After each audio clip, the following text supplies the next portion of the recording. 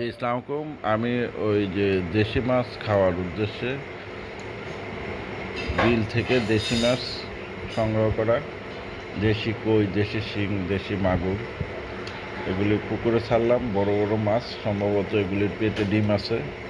তো চিন্তা করতেছি বা আশা করতেছি এই মাছই ডিম দেবে এবং সেইখান থেকে বাচ্চা হবে, বড় হবে এবং আমরা সেটা খাবো নিজেদের খাওয়ার উদ্দেশ্যে। কারণ এইভাবে চিন্তা করলে নিজেরা দেশি মাছ সংগ্রহ হবে, খাওয়াও যাবে।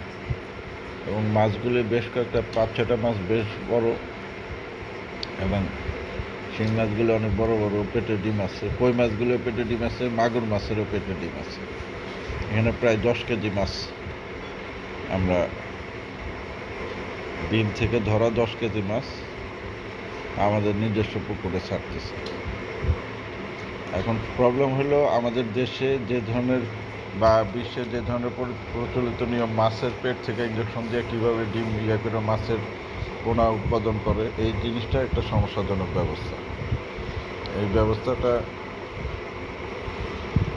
কারণে অনেক সমস্যা বলতে আমরা যে নর্মালি যে ধরনের শিং মাছ আছে, এই শিং মাছ বা মাগুর মাছ বা এগুলো দেশি পুকুরে ছাড়লে যদি ডিম দেয়, পোনা দেয়, তাহলে সেটা আমাদের খাওয়ারও উপযুক্ত হবে এবং আমরা খাওয়ার জন্য সুবিধা হবে। আর যেমন তেলাপিয়া, তারপর বিভিন্ন মাছ, শিং মাছ, দেশি শিং মাছ এগুলিও করে।